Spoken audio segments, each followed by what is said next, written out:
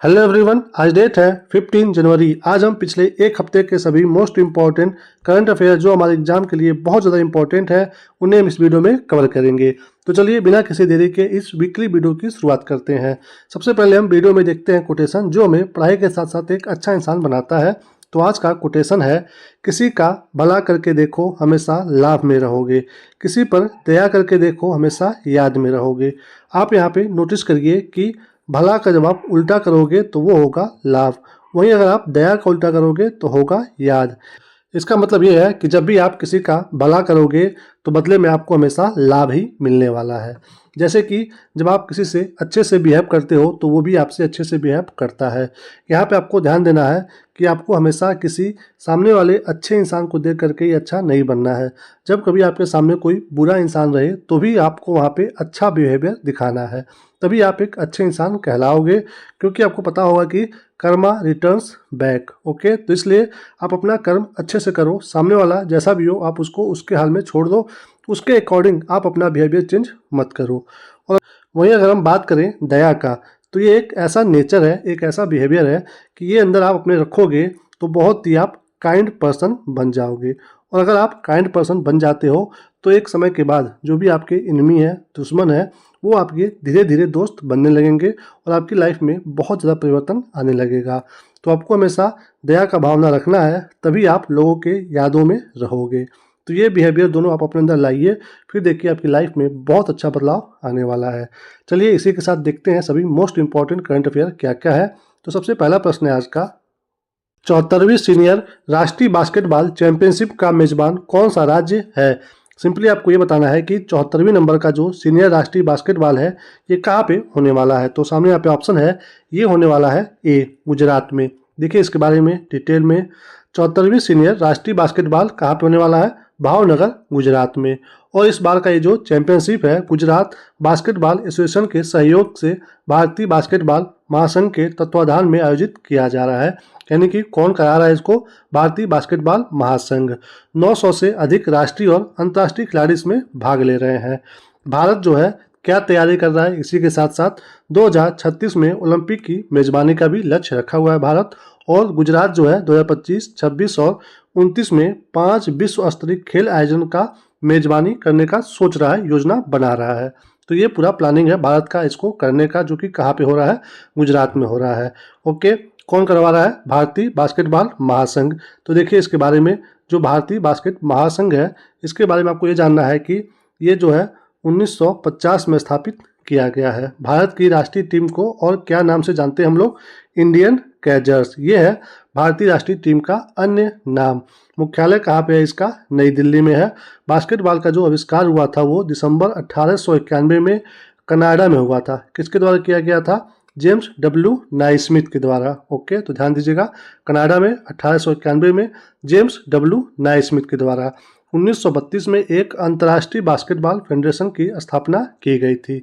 उसके बाद 1932 में बनाया गया था इससे रिलेटेड एक अंतर्राष्ट्रीय लेवल पे फेडरेशन, जिसका मुख्यालय कहाँ पे है, स्विट्जरलैंड में है। ये जो गेम है इसमें प्रत्येक टीम में 5 जो है खिलाड़ी होते हैं कोर्ट पर। इसका मतलब ये है कि एक समय में कितने खिलाड़ी टोटल होते हैं, 10 खिलाड़ी, प्रत्येक टीम से 5-5। ये हो गया बास्केटबॉल के बारे में। ओके, चलिए अब चलते हैं अगले प्रश्न पे। अगला क्या है, हाल ही में इसरो का नया अध्यक्ष किसे नियुक्त किया गया है। तो किसकी बात हो रही है, इसरो के नए अध्यक्ष किसे बनाया गया है आपको बताना है। सामने यहाँ पे ऑप्शन है, तो नए अध्यक्ष बने हैं वी नारायण। ओके, देखिए इनके बारे में डिटेल में। वैज्ञानिक वी नारायण को इसरो का 11वां अध्यक्ष बनाया गया है। ध्यान दीजिएगा, 11वें नंबर के अध्यक्ष बने हैं। ये किनका स्थान ले रहे हैं, एस सोमनाथ जी का। और इनकी जो नियुक्ति हो रही है वो हो रही है 14 जनवरी 2025 से सिर्फ और सिर्फ 2 सालों के लिए। ओके, बात कर रहे हैं हम लोग संस्था के अध्यक्ष के बारे में। तो सबसे पहले आपको ये जानना है कि इसके पहले अध्यक्ष कौन थे। वो थे डॉक्टर विक्रम साराभाई जी, और इन्हीं के द्वारा इसका स्थापना भी किया गया था। इसी वजह से इनको भारतीय अंतरिक्ष कार्यक्रम का जनक कहा जाता है। और अगर बात करें इसके सबसे लंबे समय तक सेवा करने वाले कौन से अध्यक्ष रहे हैं, तो वो है प्रोफेसर सतीश धवन जी। ओके, और अगर बात करें सबसे कम कार्यकाल, तो वो रहा है प्रोफेसर MG मेनन जी का। ओके, मात्र 9 माह का। तो सबसे कम प्रोफेसर MG मेनन, सबसे अधिक वो है सतीश धवन जी, संस्थापक है डॉक्टर विक्रम साराभाई। और अब कौन बने हैं इसके 11वें नंबर के अध्यक्ष, वो है V नारायण जी। ये यहाँ पे बात हो रहा है इसरो के बारे में, तो देख लीजिए कि हमें इसरो के बारे में क्या क्या पता होना चाहिए।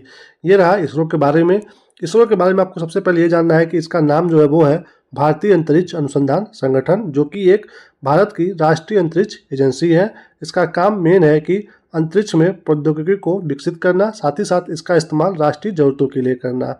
इसका स्थापना हुआ था 15 अगस्त को 1969 में। इसका जो हेडक्वार्टर है वो है बेंगलुरु में, यानी कि कर्नाटक राज्य में है। इसरो के द्वारा जो सबसे पहला उपग्रह छोड़ा गया था उसका नाम था आर्यभट्ट, जो कि 19 अप्रैल 1975 को सोवियत संघ, प्रेजेंट टाइम में जो रूस है, उसकी सहायता से छोड़ा गया था।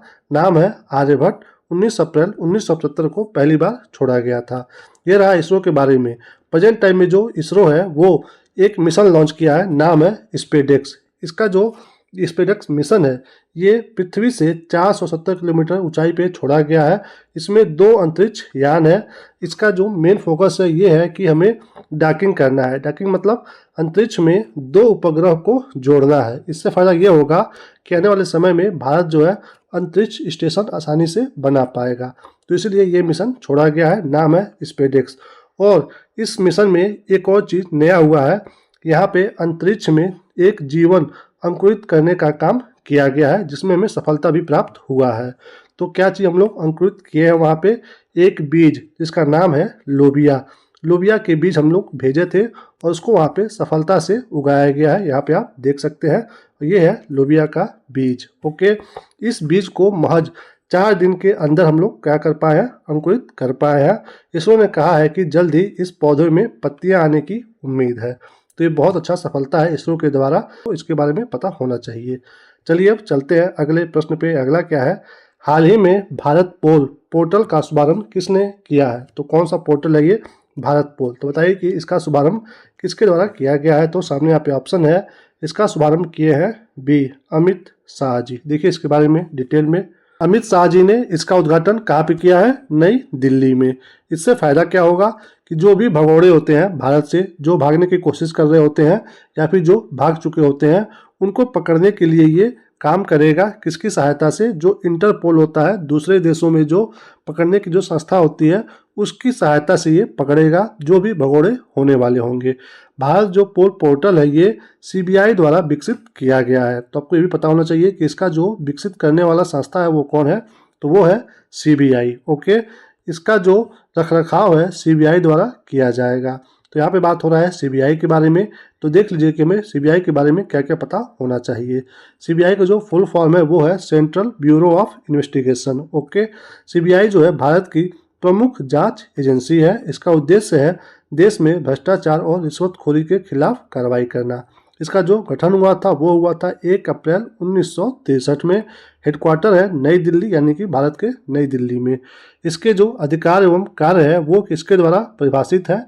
वो है Delhi special police establish act 1946। ये भी इम्पोर्टेंट है, कई बार एग्जाम में पूछता है कि जो CBI है वो किसके द्वारा परिभाषित है? तो वो है Delhi special police establish act 1946। तो ये रहा CBI के बारे में। चलिए अब चलते हैं अगले प्रश्न पे। अगला क्या है? एशिया के सबसे बड़े एरो शो जिसका नाम है एरो इंडिया 2025 का आयोजन कहाँ किया गया है? तो सिंपली आपको ये बताना है कि एरो इंडिया 2025 कहाँ पे होने वाला है। तो सामने यहाँ पे ऑप्शन है, तो ये हुआ है सी बेंगलुरु में। कहाँ पे? बेंगलुरु में। देखिए इसके बारे में डिटेल में। एशिया के सबसे बड़े द्विवार्षिक, आपको ध्यान देना है कि ये जो शो है हर दूसरे साल पे होता है, प्रत्येक साल ये नहीं होता है। एयर शो और विमानन प्रदर्शनी एरो इंडिया 2025 का जो 15वें नंबर का जो सीजन था वो कर्नाटक के बेंगलुरु में हुआ है। ओके, एरो इंडिया में एरोस्पेस और रक्षा क्षमताओं में भारत के विकास को प्रदर्शित किया गया है। इस बार का जो विषय रहा है वो ये है the runway to a billion opportunity. Okay, ये इस बार का विषय है, थीम है। एरो इंडिया शो की जो शुरुआत हुई थी वो 1996 में बेंगलुरु वायुसेना स्टेशन बेस से हुई थी, यानी कि शुरुआत इसका यहीं से हुआ था 1996 में। ओके, चलिए चलते हैं अब अगले प्रश्न पे। अगला क्या है? इंग्लैंड के बर्मिंघम में ब्रिटिश जूनियर ओपन में अंडर 17 गर्ल्स सिंगल्स का खिताब किसने जीता है? तो किसकी बात हो रही है? इंग्लैंड में हुआ है ब्रिटिश जूनियर ओपन, जिसमें जो अंडर 17 कैटेगरी है उसमें गर्ल्स सिंगल का खिताब किसने जीता है आपको बताना है। तो सामने यहाँ पे ऑप्शन है, ये जीता गया है भारत की डी अनाहत सिंह के द्वारा। ओके, देखिए इसके बारे में डिटेल में। भारतीय स्क्वैश खिलाड़ी अनाहत सिंह ने इंग्लैंड के बर्मिंघम शहर में आयोजित ब्रिटिश जूनियर ओपन 2025 स्क्वैश प्रतियोगिता के महिलाओं की अंडर 17 वर्ग में किसको हरा करके मिस्र की मलिका अलका राक्सी को जीता है हरा करके। ओके, पिछले साल अनाहत ने अंडर 17 वर्ग में मिस्र की नादियन से फाइनल में हार गई थी।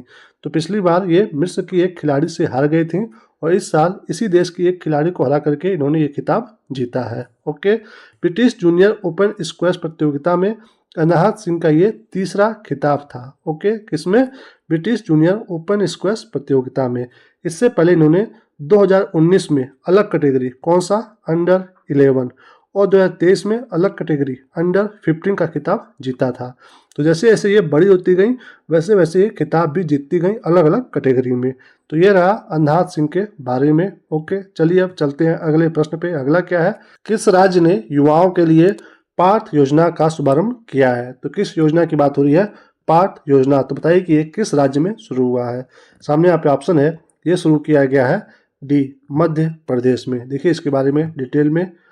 मध्य प्रदेश सरकार ने युवाओं को सेना, पुलिस, अर्धसैनिक बलों में भर्ती के लिए तैयार करने हेतु पार्थ योजना की शुरुआत की है। तो कहाँ पे शुरू हुआ है? मध्य प्रदेश में।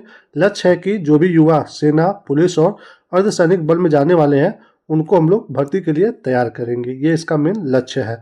इसके तहत युवाओं को भर्ती पूर्व प्रशिक्षण दिया जाएगा जिसमें शारीरिक फिटनेस और लिखित परीक्षा की तैयारी शामिल होगी। तो ये बहुत ही अच्छा स्टेप है, उठाया गया है मध्य प्रदेश की सरकार के द्वारा। ओके, तो ये रहा इसके बारे में। चलिए अब चलते हैं अगले प्रश्न पे। अगला है, हाल ही में अंडमान के किस जनजाति को वोटर आई कार्ड मिला है?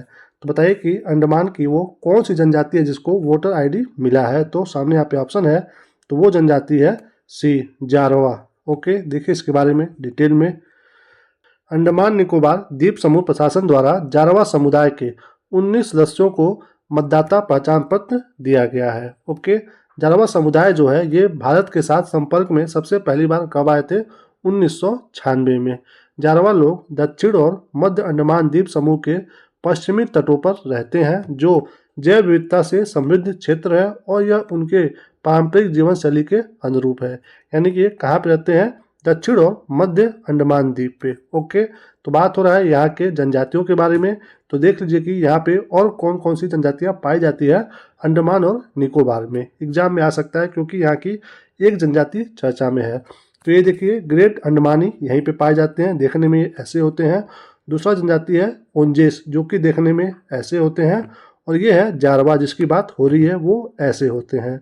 उसके बाद है सेंटनली। ओके, अभी चर्चा में बहुत था ये सेंटनली, तो आपको पता होना चाहिए, एग्जाम में ये भी आ सकता है। ये यहाँ पे आपको ऐसे देखने को मिलेंगे। और अगले हैं निकोबारी। ओके, यहाँ पे देखिए ये। और अगले हैं सोमपेन। ये भी, ये जो 6 जनजातियां हैं कहाँ पाई जाती हैं? ये सभी के सभी अंडमान और निकोबार द्वीप समूह में पाए जाते हैं। चलिए अब देखिए अंडमान निकोबार के बारे में।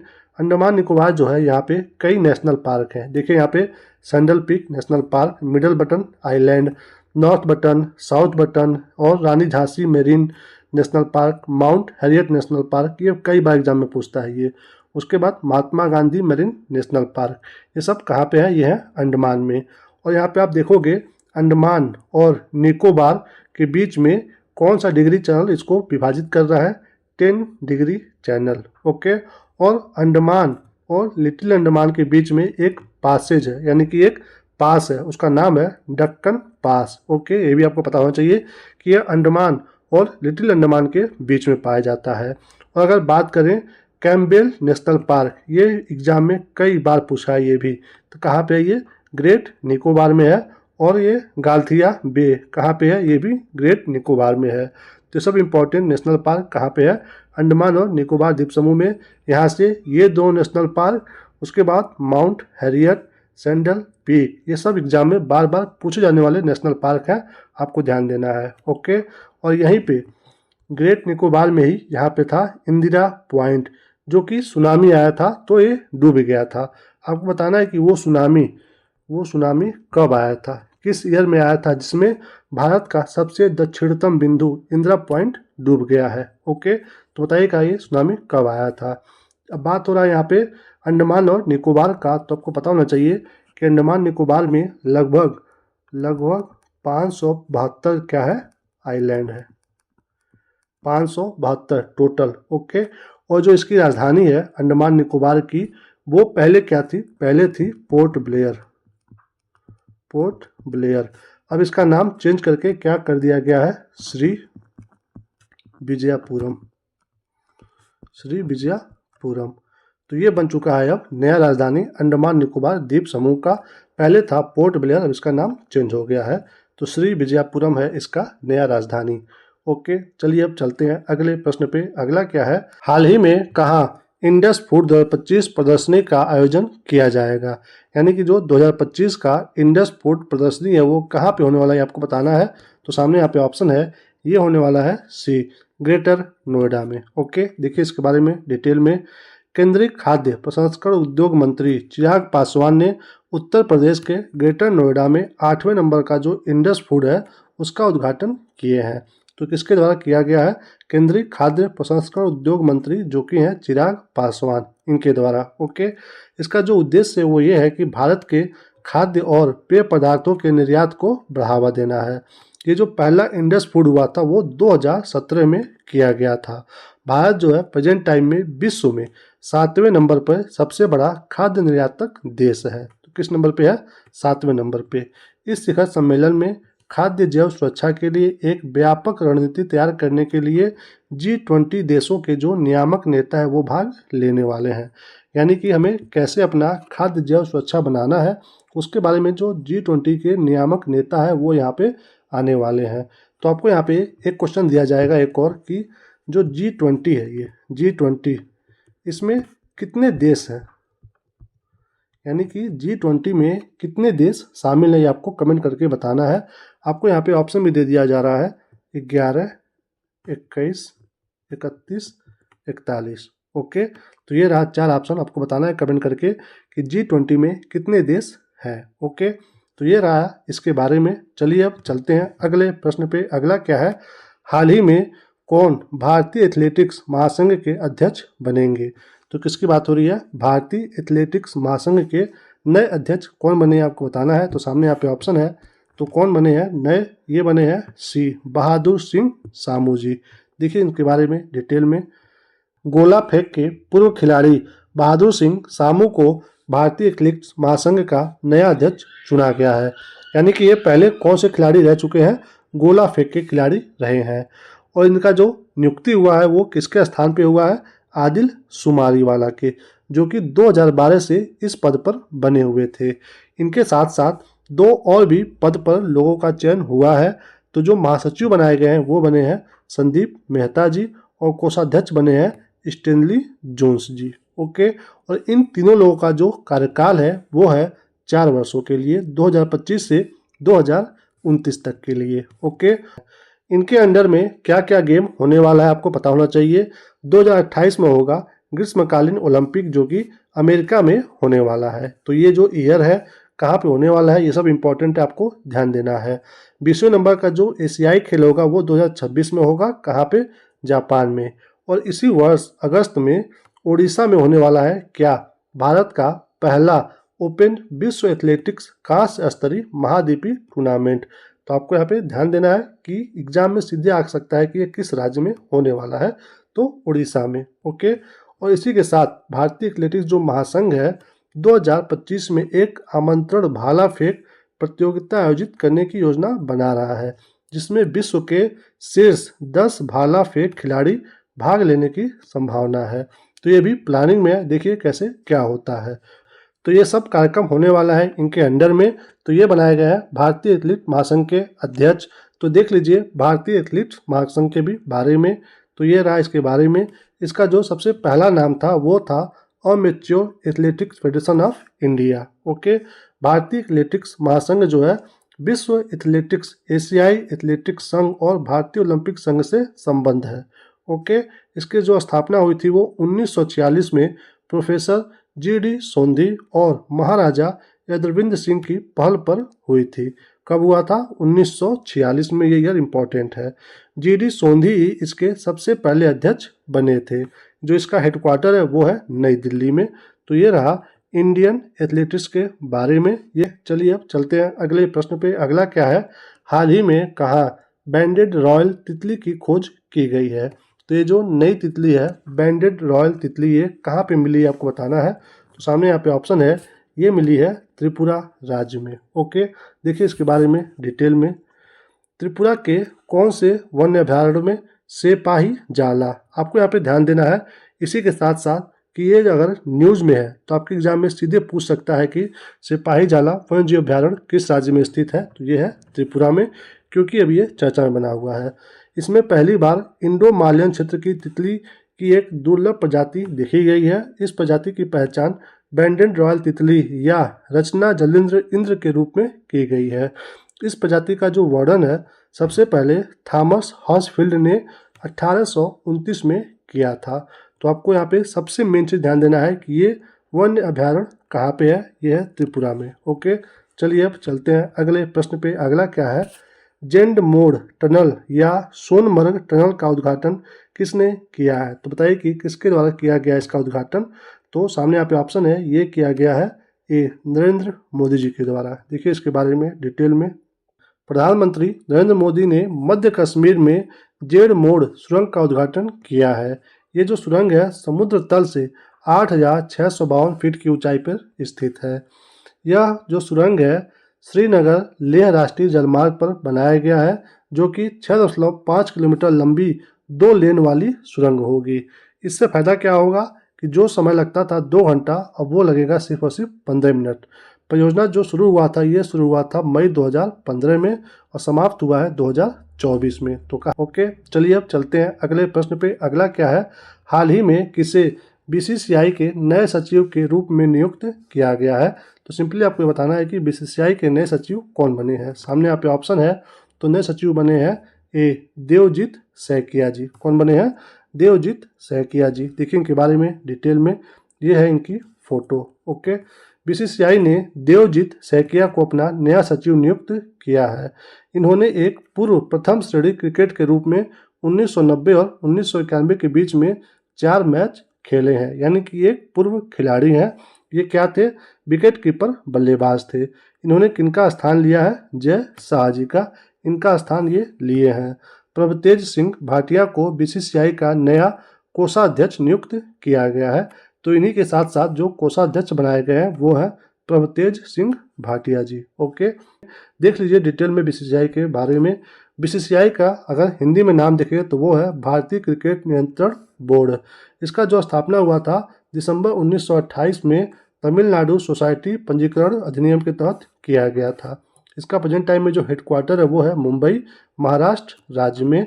इसके जो अध्यक्ष हैं वो है रोजर बिन्नी और उपाध्यक्ष है राजीव शुक्ला जी, और ये लोगो है बीसीसीआई का। ओके, चलिए अब चलते हैं अगले प्रश्न पे। अगला क्या है? महिला हॉकी इंडिया लीग का आयोजन कहाँ किया गया है? तो किसकी बात हो रही है? महिला हॉकी इंडिया लीग की 2025 का। तो कहाँ पे शुरू हुआ है? सामने यहाँ पे ऑप्शन है, ये शुरू किया गया है ए रांची में। देखिए इसके बारे में डिटेल में। वुमेन्स हॉकी इंडिया लीग की शुरुआत रांची झारखंड में हुई है, यानी कि शुरुआत हुआ है झारखंड राज्य में। इसमें टोटल 4 टीमें हिस्सा लेने वाली हैं। पहले प्लान था कि 6 टीमें बनेंगी, लेकिन फाइनल हुई हैं सिर्फ 4 टीमें। यह टूर्नामेंट रांची में 12 से 26 जनवरी तक खेला जाएगा।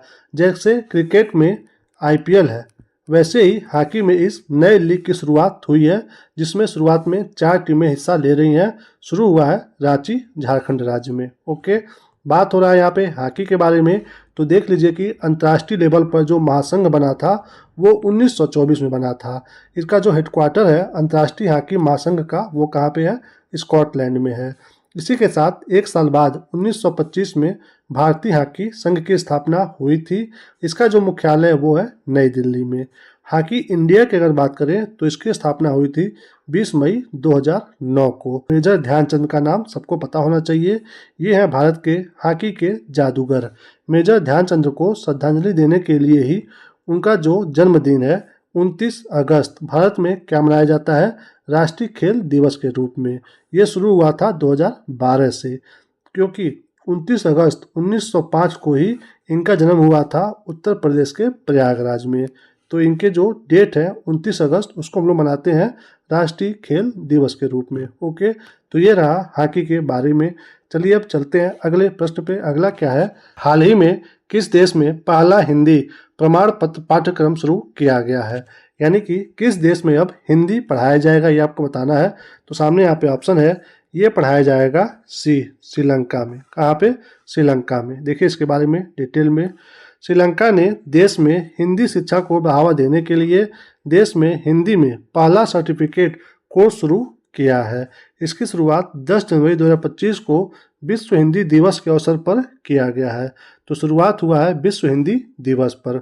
ओके, तो देख लीजिए इसके बारे में डिटेल में। ये जो विश्व हिंदी दिवस है, ये 2006 से हर साल 10 जनवरी को मनाया जाता है। 10 जनवरी को ही क्यों मनाया जाता है? क्योंकि 10 जनवरी 1949 में ही संयुक्त राष्ट्र महासभा में पहली बार हिंदी बोले जाने की वर्षगांठ को चिन्हित किया गया है। ओके, और अगर बात करें भारत में, तो 1975 में इंदिरा गांधी सरकार ने दुनिया में हिंदी भाषा को बढ़ावा देने के लिए 10 जनवरी को नागपुर महाराष्ट्र में पहला विश्व हिंदी सम्मेलन आयोजित किया था। तो आपको यहाँ पे ध्यान देना है कि भारत में पहला विश्व हिंदी सम्मेलन किस राज्य में हुआ है? महाराष्ट्र में हुआ है 1975 में। और अगर बात करें भारत के बारे में, भारत के हिंदी दिवस के बारे में, तो ये मनाया जाता है 14 सितंबर को। क्यों 14 सितंबर को मनाया जाता है? क्योंकि इसी दिन भारत का जो संविधान सभा है, वह हिंदी भाषा को देवनागरी लिपि में देश की आधिकारिक भाषा के रूप में अपनाया था। तो इसी वजह से 14 सितंबर को हम लोग क्या मनाते हैं? भारतीय हिंदी दिवस। भारत सरकार द्वारा पहला जो हिंदी दिवस है वो 14 सितंबर 1953 को मनाया गया था। तो यहाँ पे दोनों में बहुत बेसिक सा अंतर है। जब आपके एग्जाम में आए तो आपको ध्यान देना है कि विश्व हिंदी दिवस पूछ रहा है या फिर भारतीय हिंदी दिवस। विश्व का पूछे तो 10 जनवरी, भारत का पूछे तो 14 सितंबर। ओके, तो ये रहा हिंदी दिवस के बारे में। चलिए अब चलते हैं अगले प्रश्न पे। अगला क्या है, दक्षिण भारत की पहली संक्रामक रोग अनुसंधान और निदान प्रयोगशाला कहाँ स्थापित की जाएगी? तो ये दक्षिण भारत की है, पहली प्रयोगशाला है। तो आपको पता होना चाहिए कि ये कहाँ पे स्थापित हुई है। तो सामने यहाँ पे ऑप्शन है, यह स्थापित हुआ है डी, बेंगलुरु में। कहाँ पे?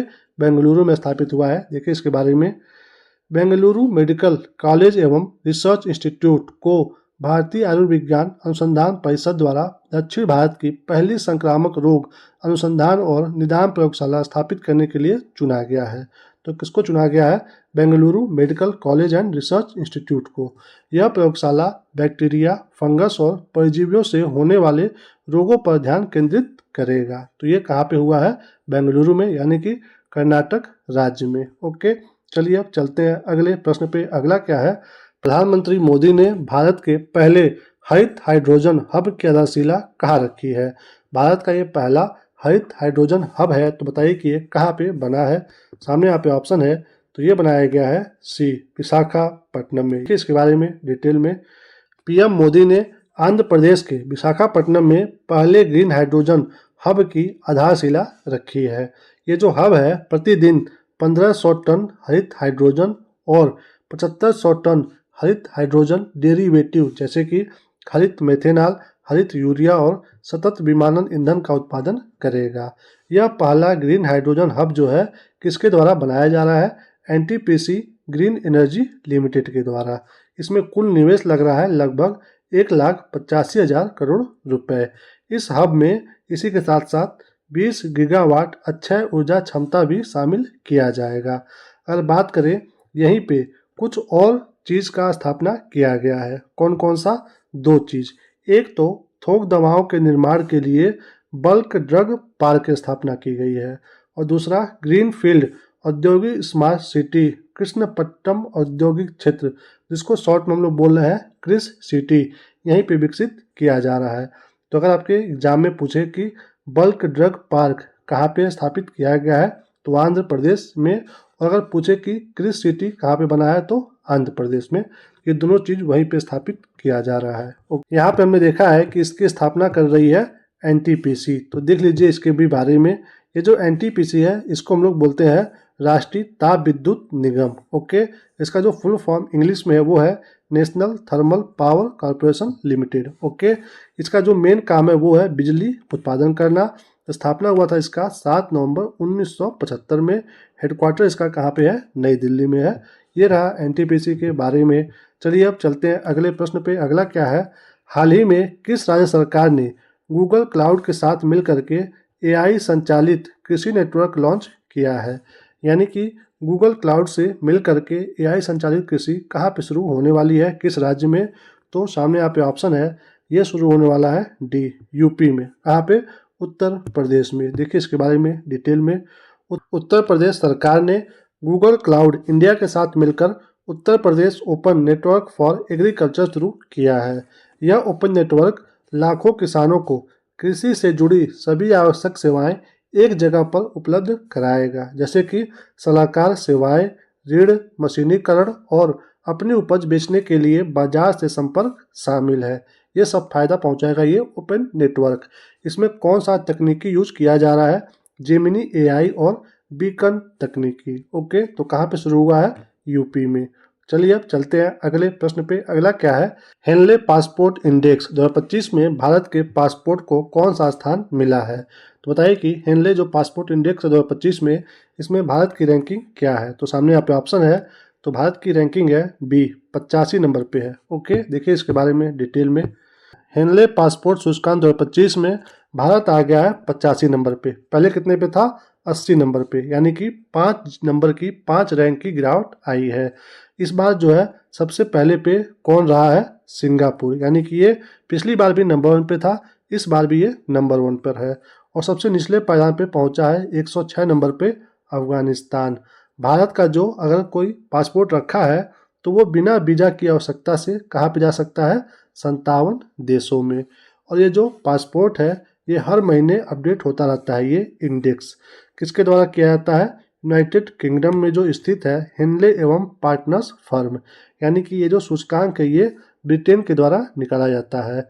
और यहाँ पे सबसे ज़्यादा इम्पोर्टेंट आपको ये ध्यान देना है कि उस देश का पासपोर्ट सबसे मजबूत माना जाता है जिसके नागरिक अधिकतम देशों में वीज़ा मुक्त यात्रा कर सकते हैं। तो ये रहा इस पासपोर्ट के बारे में। भारत की रैंकिंग है इस बार 85 नंबर। ओके, चलिए अब चलते हैं अगले प्रश्न पे। अगला क्या है? हाल ही में थर्ड आई एशियन फिल्म फेस्टिवल का जो 21वें नंबर का संस्करण है कहाँ शुरू हुआ है? तो बताइए कि ये कहाँ पे शुरू हुआ है? सामने यहाँ पे ऑप्शन है, ये शुरू हुआ है बी, मुंबई में। कहाँ पे? मुंबई में। देखिए इसके बारे में डिटेल में। आई एशियन फिल्म फेस्टिवल मुंबई में 10 जनवरी से 16 जनवरी तक आयोजित हो रहा है। तो कहाँ पे हो रहा है ये? मुंबई में 10 से 16 जनवरी तक। इस महोत्सव में 61 फिल्मों का चयन किया गया है। और ये जो फिल्में हैं ये सिर्फ भारत से नहीं विदेशों से भी होंगी, जैसे चीन, मलेशिया, बांग्लादेश, कजाकिस्तान, ट्यूनीशिया और भूटान। ओके, इस महोत्सव के दौरान मशहूर गीतकार और लेखक कौन है? जावेद अख्तर को एशियन सिनेमा कल्चर अवार्ड से सम्मानित किया जाएगा। तो अब बात हो रहा है यहाँ पे थर्ड आई एशियन फिल्म फेस्टिवल के बारे में। तो देखिए इसके बारे में, यह जो थर्ड आई एशियन फिल्म फेस्टिवल है यह भारत में आयोजित होने वाला प्रतिष्ठित फिल्म फेस्टिवल है। यह एशियाई सिनेमा को एक मंच प्रदान करता है। इसका जो पहला फेस्टिवल हुआ था वो 3 अगस्त 2002 को आयोजित किया गया था। पिछले 21 वर्षों से ये मुंबई में आयोजन किया जा रहा है। यानी कि जो इसका आयोजन हो रहा है पिछले 21 वर्षों से कहाँ पे हो रहा है? मुंबई में हो रहा है। तो आपको यहाँ पे ये भी ध्यान देना है। चलिए चलते हैं अब अगले प्रश्न पे। अगला क्या है? प्रयागराज के महाकुंभ नगर में कलाग्राम का उद्घाटन किसने किया है? तो आपको यहाँ पे एग्जाम में ऐसे क्वेश्चन दे करके सेंटिमेंटल या फिर जल्दीबाजी में क्वेश्चन को गलत नहीं करना है। आप देखोगे प्रयागराज में हो रहा है, महाकुंभ के बारे में बात कर रहा है, तो सीधे आप लगा दोगे योगी आदित्यनाथ पे। अगर आपको नॉलेज नहीं है तो वहीं पे आपको ध्यान देना है कि ऐसे क्वेश्चन एग्जाम में आ सकता है लोगों को घुमाने के लिए। तो ये जो प्रयागराज के महाकुंभ नगर में कलाग्राम का उद्घाटन किया गया, ये किया गया है, सामने यहाँ पे ऑप्शन है सी, गजेंद्र सिंह शेखावत जी के द्वारा। देखिए इनके बारे में डिटेल में। केंद्रीय संस्कृति एवं पर्यटन मंत्री श्री गजेंद्र सिंह शेखावत ने महाकुंभ मेले में स्थित भारतीय सांस्कृतिक धरोहर केंद्र कलाग्राम का उद्घाटन किया है। यह केंद्र महाकुंभ के दौरान भारत की समृद्ध सांस्कृतिक और आध्यात्मिक विरासत को प्रदर्शित करेगा, जिसे संस्कृति मंत्रालय ने स्थापित किया है। कौन किया है स्थापित? संस्कृति मंत्रालय ने। कलाग्राम में 7 क्षेत्रीय संस्कृति आंगनों का स्थापना किया गया है। तो ये नंबर इम्पोर्टेंट है कि 7 क्षेत्रीय संस्कृति आंगनों की स्थापना हुई है, जिसमें प्रत्येक क्षेत्र की कला, संस्कृति और परंपराओं को दर्शाया गया है। इनकी जो थीम है वहाँ की प्रमुख मंदिरों पर आधारित है। ओके, तो किसके द्वारा किया गया है? केंद्रीय संस्कृति एवं पर्यटन मंत्री श्री गजेंद्र सिंह शेखावत के द्वारा इसका उद्घाटन। ओके, यहाँ पे आप देख रहे हो बात हो रहा है कुंभ का। तो आपको क्या पता है कि कुंभ कितने तरह के होते हैं? अगर आपको पहले से पता है तो बहुत अच्छी बात है, अगर नहीं पता है तो यहाँ पे आप जल्दी से देख लीजिए। कुंभ होता है 4 तरह का। एक होता है अर्ध कुंभ, एक होता है कुंभ, एक होता है पूर्ण कुंभ और एक होता है महाकुंभ। तो ये जो अर्ध कुंभ है यह हर 6 साल पे मनाया जाता है। अर्ध कुंभ जो है केवल 2 स्थानों पर आयोजित किया जाता है। एक तो ये हर 6 साल पे होता है और सिर्फ 2 स्थान पे होता है, प्रयागराज और हरिद्वार में। और अगर बात करें कुंभ मेले का, तो इसका जो आयोजन होता है 4 जगह पर किया जाता है। कहाँ कहाँ पे? हरिद्वार, नासिक, उज्जैन और प्रयागराज, 4 जगहों पे। और यहाँ पे हर 4-4 साल पे होता है। तो मान लीजिए ये 4 साल पे यहाँ पे हुआ, फिर यहाँ पे हुआ, फिर यहाँ पे, फिर यहाँ पे, हर 4 साल पे। तो अगर फिर दोबारा यहाँ पे होगा तो वो होगा 12 साल के अंतराल पे। यानी कि जो पुनरावृत्ति होती है वो हर 12 साल पे होती है। ओके, इसीलिए इन चारों स्थानों को बारी बारी चुना जाता है। अगर बात करें पूर्ण कुंभ के बारे में, तो यह 12 साल बाद आता है। ओके, 12 साल बाद ये कुंभ मेले को ही पूर्ण कुंभ मेला कहा जाता है। पूर्ण कुंभ जो है केवल और केवल प्रयागराज में संगम तट पर आयोजित किया जाता है। और अगर बात करें जो इस वर्ष हो रहा है महाकुंभ, ये प्रत्येक 144 साल के बाद आता है। ओके, इसे जो है महाकुंभ कहा जाता है। इसका आयोजन केवल प्रयागराज में होता है। 12 जब पूर्ण कुंभ होता है ये वाला, तो इसका आयोजन होता है, यानी कि 12 गुणे 12, क्योंकि ये जो पूर्ण कुंभ है ये 12 साल बाद हो रहा है। तो 12 गुणे 12 कितना होगा? 144। 144 साल के बाद आता है महाकुंभ, जो इस बार 2025 में होने वाला है। यानी कि एक मानव के जीवन में ये महाकुंभ एक बार आता है। ओके, तो ध्यान दीजिएगा। ओके, इसी के साथ इस वीडियो को यहीं पे हम समाप्त करते हैं। Thank you for watching. इस वीडियो से आपकी थोड़ी सी भी जानकारी बढ़ी हो और आप चैनल पर नए हो तो प्लीज़ चैनल को सब्सक्राइब जरूर करिए, वीडियो को लाइक करिए, दोस्तों में शेयर करिए और कमेंट करके बताइए कि आपको वीडियो कैसा लगा। अच्छा या बुरा जो भी लगा आप खुद करके कमेंट कर सकते हैं। अपना ख्याल रखिए, मुस्कुराते रहिए। मिलेंगे हम आपको अगले वीडियो में, तब तक के लिए जय हिंद, वंदे मातरम।